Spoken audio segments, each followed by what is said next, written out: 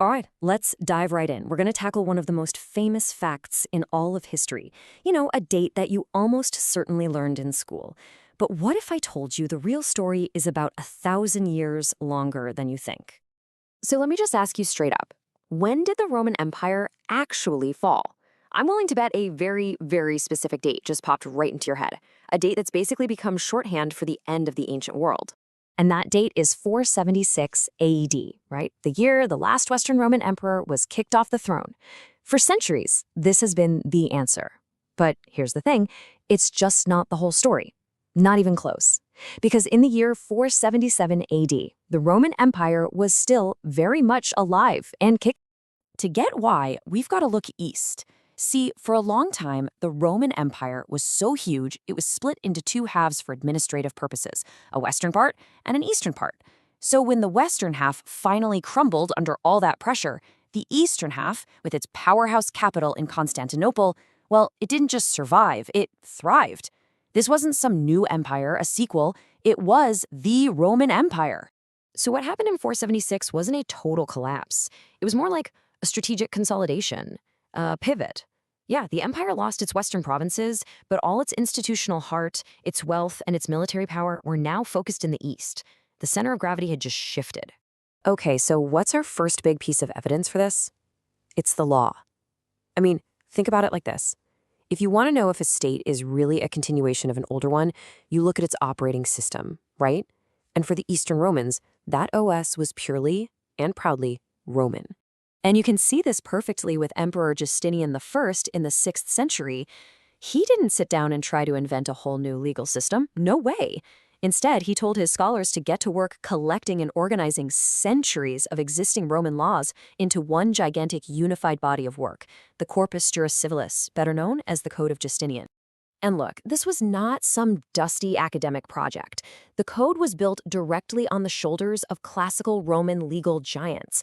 It preserved all their wisdom and standardized it across the whole empire. This was the living, breathing law of the land. And it was so profoundly Roman that it actually became the foundation for many legal systems we still have in Europe today. The chain was never, ever broken. Okay, so the institutions are one thing, the laws, the government, clearly Roman. But what about the people? Did they still feel Roman? This is where the evidence gets, I think, even more powerful. Let's look at how they saw themselves. And right here is where we run into a huge, huge disconnect. The name we use today, the Byzantine Empire. But they never, not once, ever called themselves that. To themselves, they were the Romaioi, that's just Romans. Their state was the Basileia Romaion, the empire of the Romans, period. And this feeling was deep. I mean, it went right to the bone. Even though the common language everyone spoke was Greek, their political and their cultural identity was absolutely unequivocally Roman. It was a statement of loyalty, of heritage, an identity they saw as a direct line back to Augustus and Constantine. This Romanitas, this Romanness, was totally central to who they were. So, where in the world did the name Byzantine even come from?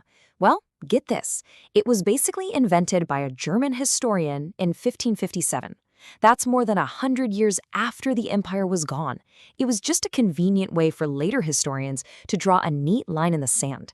But what they ended up doing was retroactively erasing an identity that these people had proudly held for more than 1,000 years. So let's put it all together. We've got an unbroken legal tradition. We've got an unbroken chain of Roman identity. This evidence doesn't just, tweak our understanding of history a little bit. It forces us to completely redraw the timeline of Rome. Just think about that number, 1,000+ years. By ending the story in 476, we're literally ignoring more than a millennium of Roman history. That's like writing a history of the United States and just deciding to stop right after the Civil War. You're missing a massive, essential part of the story. So this timeline, this is the real picture. See, 476 AD isn't the end. It's just a critical turning point. The Roman state, which was founded way back in the 8th century BC, continues in a single, unbroken line all the way to 1453, when Constantinople finally fell to the Ottoman Sultan Mehmed II. That is a continuous history of over 2,200 years. Incredible. In the end, reframing the fall of Rome isn't just about getting a date right. It's about understanding how the stories we tell about the past get built in the first place. And it forces us to ask a much, much bigger question.